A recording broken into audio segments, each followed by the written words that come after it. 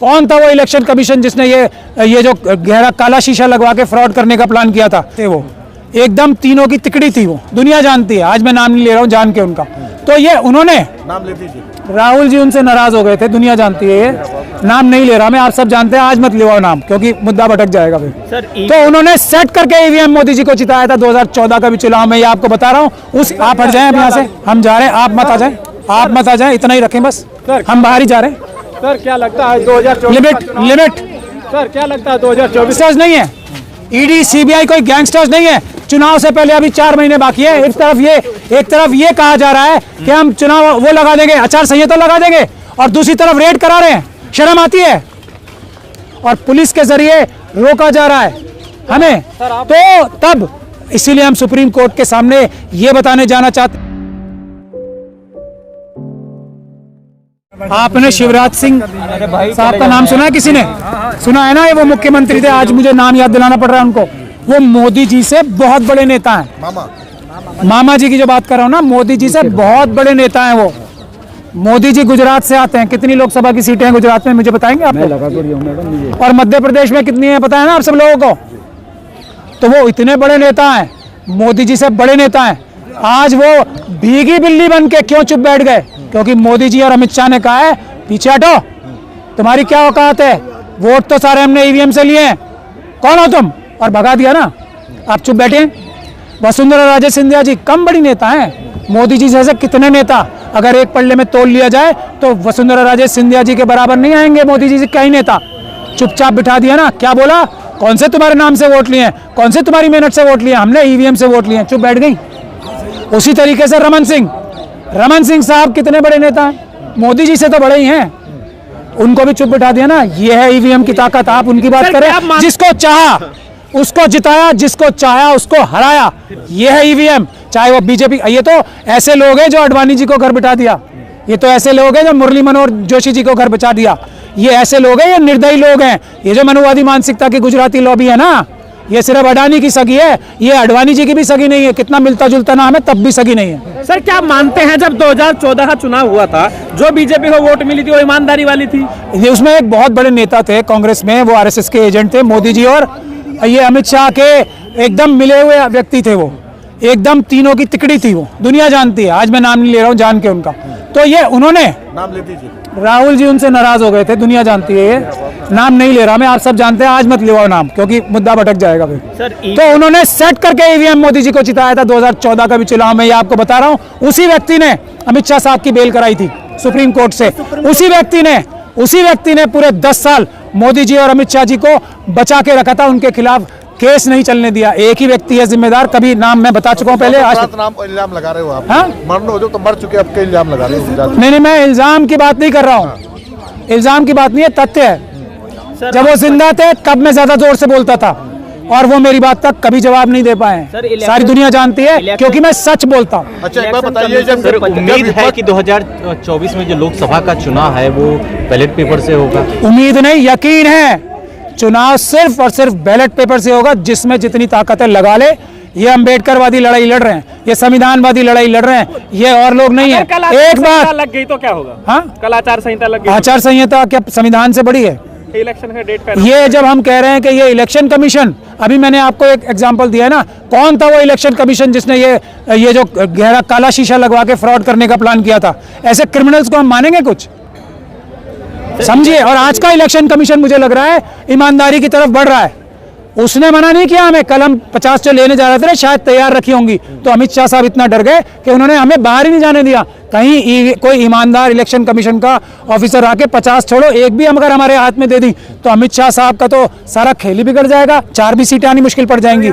इसीलिए हुआ, इसीलिए पुलिस को आगे क्यों किया गया? कल आपको गिरफ्तार कर लिया गया था सर रास्ते से। इसलिए मुझसे डर के नहीं, ईवीएम से डर के। कहीं ईवीएम हमारे हाथ ना आ जाए। सब लोगों ने, अधिवक्ता और आम नागरिक हैं। आम नागरिक तो सब इलेक्शन जो पार्टी है ना, पॉलिटिकल पार्टीज, उनके भी मालिक हैं। पूरे देश के मालिक तो आम जनता ही है ना। जब मालिक आ गए, अभी तक कहीं पर किसी राजनेता ने नहीं धरना दिया और ना ही कहीं। नहीं, आपको ऐसा शायद पता नहीं है ठीक से। राजनेताओं ने चिट्ठी लिखी है, सबने, राजनेताओं ने सबने एक्शन लिया है। सर सुप्रीम राजनेता, आप हट जाए यहाँ से, हम जा रहे हैं, आप मत आ जाए, इतना ही रखें बस, हम बाहर ही जा रहे हैं। सर क्या लगता है 2024 लिमिट सर क्या लगता है 2024 का चुनाव बैलेट पेपर से हो सकता है? बिल्कुल 100% बैलेट पेपर से ही होगा।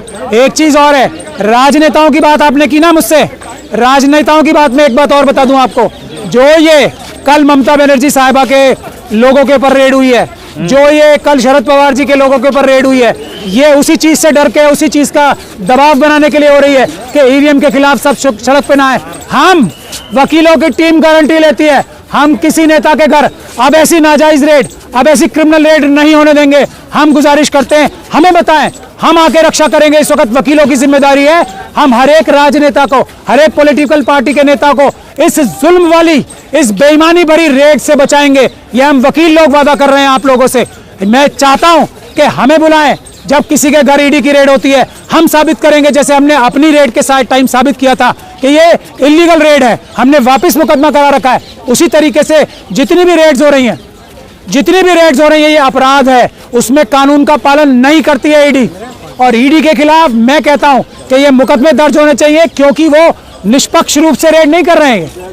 एक भी बीजेपी वाले के खिलाफ रेड नहीं की, और जो व्यक्ति पकड़ा जाता है और बीजेपी ज्वाइन कर लेता है, उसके खिलाफ ईडी केस बंद कर देती है। ईडी क्रिमिनल है सर, आप लोग क्रिमिनल ईडी है ये। सर दरअसल ये आज कयास लगाए जा रहे हैं कि जितने भी इंडिया गठबंधन के बड़े बड़े नेता हैं, उन सबको चुनाव से पहले ही नजरबंद कर दिया जाएगा। मैं कह रहा हूं ना, ये वकीलों की जिम्मेदारी है, हम जिम्मेदारी लेते हैं। हम लोग आके ढाल बन के खड़े होंगे। ये चुनाव से पहले ये धांधली, बदमाशी जो ईडी के माध्यम से हो रही है, नहीं करने दी जाएगी। ये ईवीएम के माध्यम से बदमाशी नहीं कर, ईवीएम कोई बदमाशी करने का, ईडी कोई बदमाशी का अड्डा नहीं है, ईडी कोई गैंगस्टर्स नहीं है, ईडी सीबीआई कोई गैंगस्टर्स नहीं है। चुनाव से पहले अभी 4 महीने बाकी है। एक तरफ ये कहा जा रहा है कि हम चुनाव वो लगा देंगे, आचार संहिता लगा देंगे, और दूसरी तरफ रेड करा रहे हैं। शर्म आती है? हम लोग वकील ढाल बन के खड़े होंगे।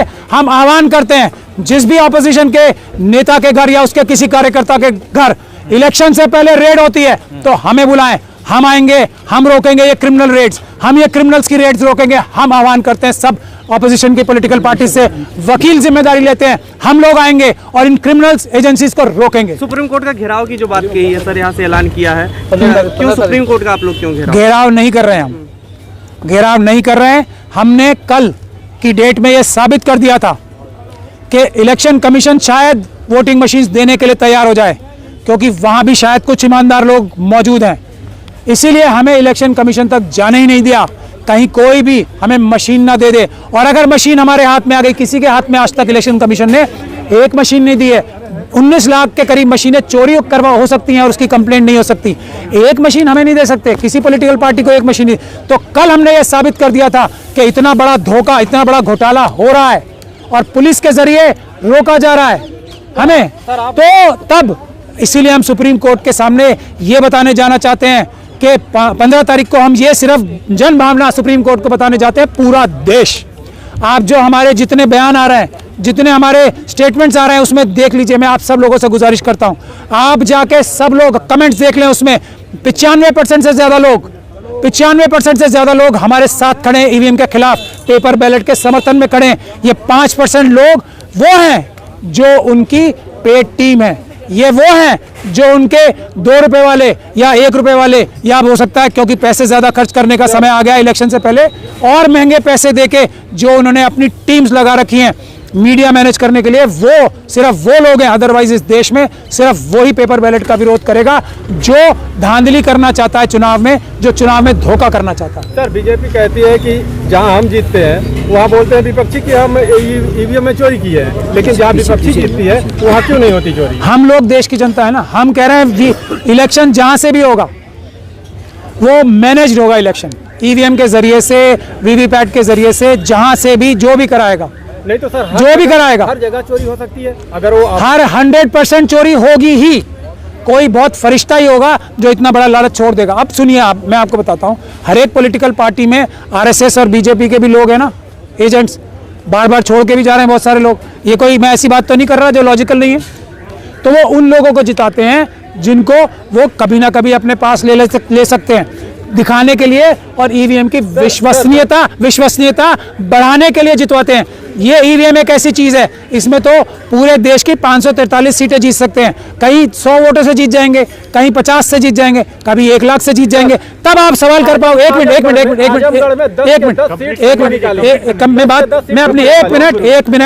मिनट पहले मैं अपनी सवाल, मैं भाग नहीं रहा हूं, मैं मोदी जी की तरह नहीं हूं जो आप लोगों को फेस नहीं करूंगा।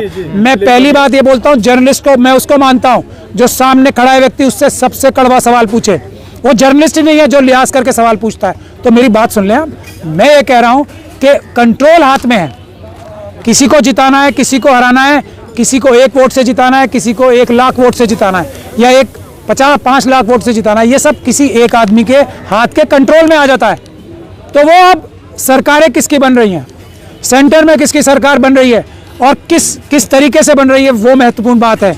आपको ये समझना चाहिए, अभी 3 जो चीफ मिनिस्टर्स हैं उनको दूध में से मक्खी की तरह निकाल के फेंक दिया ना, इतने बड़े बड़े नेताओं को। क्यों? क्योंकि उनको बोला गया होगा मीटिंग्स में, तुम्हारी कोई हैसियत नहीं है, ईवीएम से हमने जिताया चुनाव। खबरों में बने रहने के लिए फोरम 4 को सब्सक्राइब करें और नोटिफिकेशन पाने के लिए बेल आइकन दबाएं।